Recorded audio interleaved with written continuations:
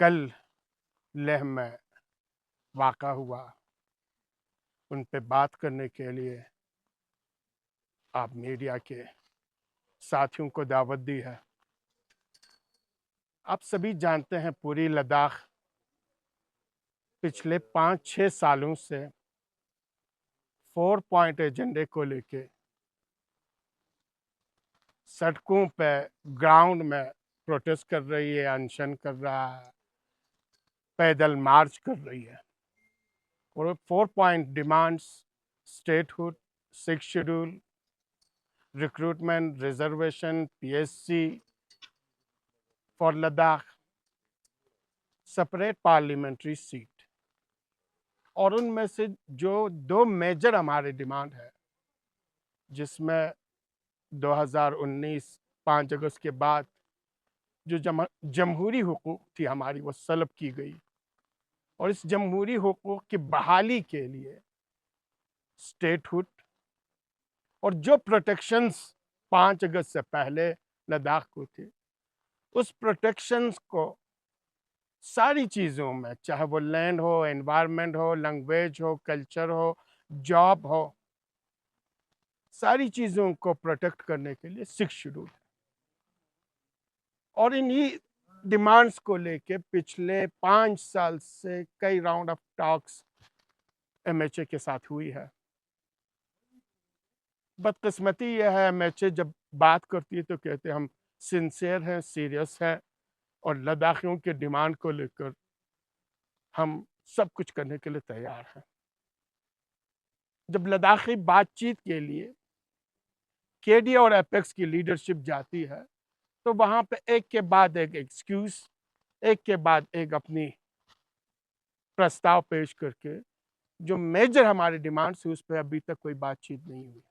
اور اسپیشلی 27 مئی کے بعد یہ پوری بات چیت کا سلسلہ تھم چکا ہے، رک چکا ہے، اور اسی وجہ سے کرگل میں انشن ہوا، اور پچھلے 15 دنوں میں لیہ میں بزرگ، خواتین، مرد، بچے، جوان سونم وانگچک جی کی قیادت میں این ڈی ایس اسٹیڈیم میں انشن پہ بیٹھی ہوئی تھی۔ یہ لداخیوں نے ڈے فرسٹ سے کلیئر کر دیا ہے کہ ہماری پروٹیسٹ، ہماری ایجیٹیشن پیسفل ہوگی، پرامن ہوگی، شانتی کے ساتھ ہوگی، اور سبھی جانتے ہیں کہ لداخی امن اور شانتی کے لیے، پیس کے لیے ہی جانے جاتے ہیں، اور یہ پیسفل پروٹیسٹ اور انشن چل رہی تھی۔ لیکن اسی انشن میں 2 بزرگوں کے حالت بگڑنے کی وجہ سے اور انہیں ہاسپٹلائزیشنز کرنی پڑی۔ مین وائل ایم ایچ اے کی طرف سے جس طرح کا رد عمل ہونی چاہیے تھا،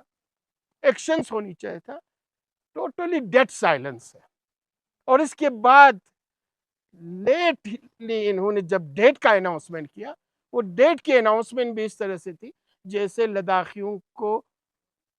چیٹنگ کر کے ان کو جھنجھلا رہا ہے۔ اتنی لمبی ڈیٹ دی،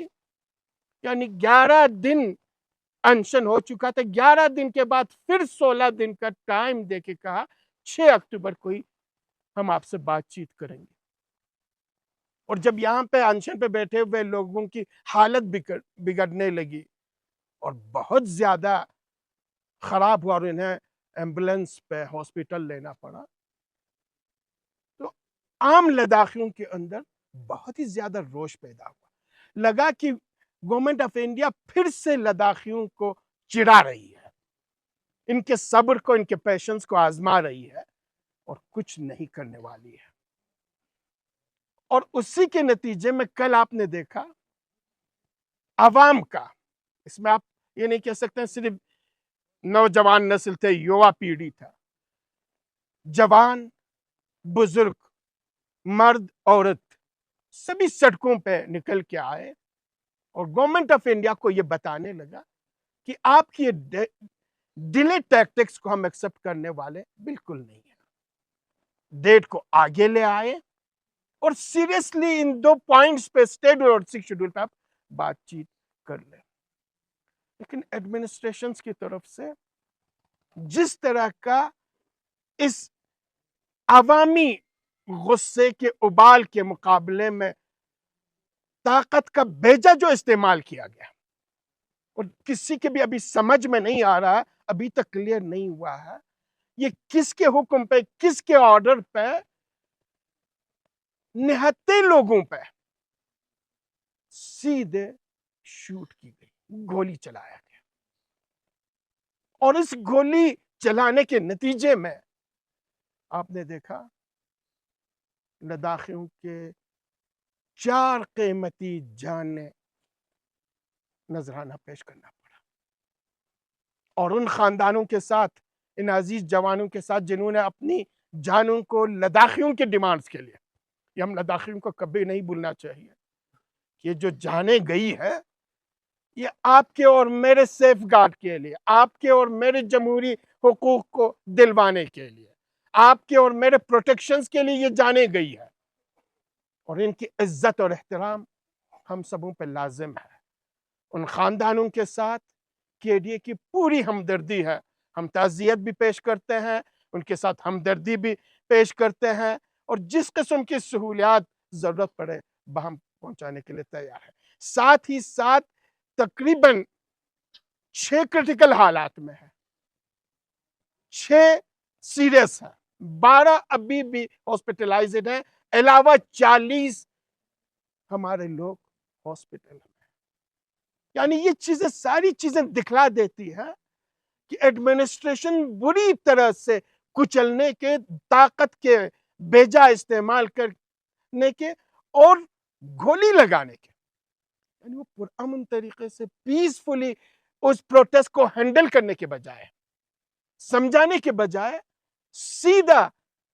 جب جوان اگر ہونے لگا، پروٹیسٹ اگر ہونے لگا تو سیدھے شوٹ کی. اور